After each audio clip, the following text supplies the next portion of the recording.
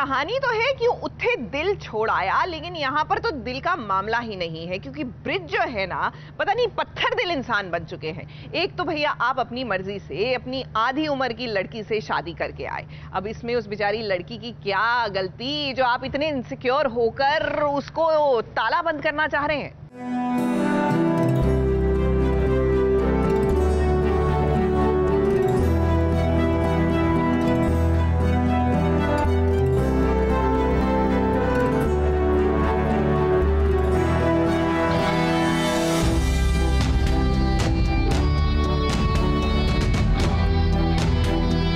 पहली बार रणधीर ने अपनी अमृत को देखा है, उस लेखक की झलक देखी है जिसकी कहानियाँ रणधीर के दिल में घर कर जाती है। उन्हीं कहानियों से प्यार करते करते शायद उस अमृत की तलाश में रणधीर अमृत के घर तक आ गया है। और जब रणधीर और अमृत का वाकई में आमना सामना हुआ तो रणधीर के मानो होश ही उड़ गए हो, और यहीं से शुरू हो गया रणधीर की तरफ से प्यार का सिलसिला। जो रणधीर रायजादा है वो पहली बार लाला जी के हवेली पे आया है, और वहाँ वो कैसे अमृत से टकराता है, कैसे पहली बार वो अमृत को मिलता है, क्योंकि हम इससे पहले हमेशा हिट एंड मिस ही हुआ है अमृत और रणधीर का। इज़ द फर्स्ट टाइम ये लोग आमने सामने आंखों में आंखें डाल के मिलने वाले।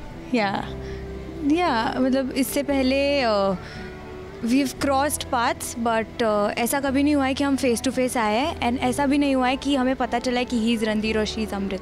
सो this is the first time we are meeting face to face. एक तरफ अमृत के चेहरे से घूंघट उठा तो वहीं दूसरी तरफ राधा के चेहरे को घूंघट से ढका गया।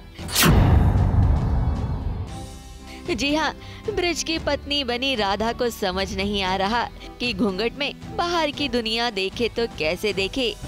इसीलिए जब उनके शादी का जश्न हो रहा था तो राधा ने अपना घूंघट उठा लिया, और फिर क्या वही कहानी कि मोहल्ले वाले ब्रिज और राधा की उम्र को लेकर और उनके रंग ढंग को लेकर बातें करने लगे।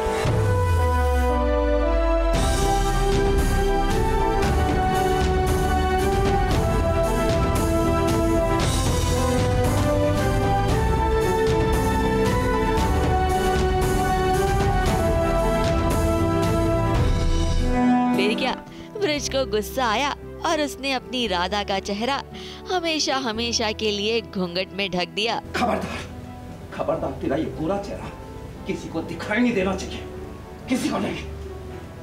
नजर उतारने का सबसे अच्छा तरीका है कि नजर ही ना हो। आज के बाद तेरी खूबसूरती इस घूंघट के पीछे नहीं है। मुझे भड़काया जा रहा है और तो कुछ नहीं है। ऐसा कुछ नहीं है, ये हमारे घर में जलसा हो रहा है। मैं इनको ब्याह के घर में ले आता हूँ तो बड़ी मुश्किल से इनकी एक्सेप्टेंस होती है। तो उसके बाद हमारे जो बड़े भाई हैं लाला जी, वो बोलते हैं बहुत बड़ा जलसा होगा, और बस उसी में फिर मुझे कुछ मेरे मोटापे को लेके, मेरी फिजिकलिटी को लेके मेरा मजाक उड़ाया जाता है। तो वो सब चीज़ें इसलिए भड़का ही चल रही है। कहीं मेरी बहन मुझे भड़का देती है और कहीं इनकी तारीफ़ें होती हैं, तो उसमें थोड़ी सी जेलसी और कटुता, और वो थोड़ा सा आके इनको मैं बोलता हूँ कि बस आप अब सिर्फ घूंघट में रहोगे, अपना चेहरा किसी को नहीं दिखाओगे।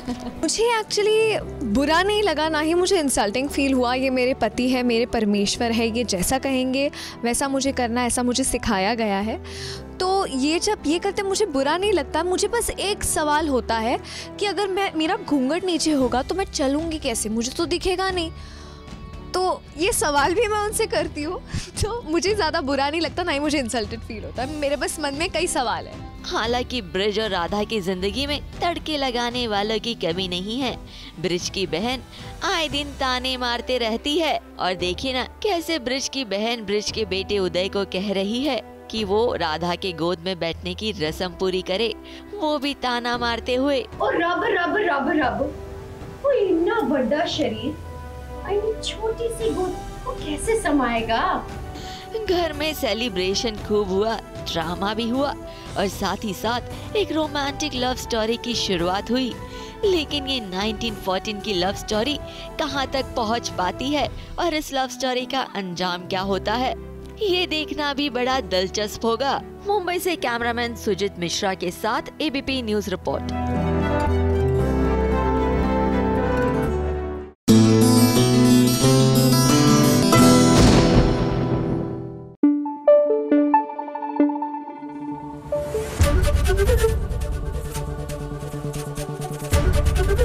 एबीपी न्यूज आपको रखे आगे।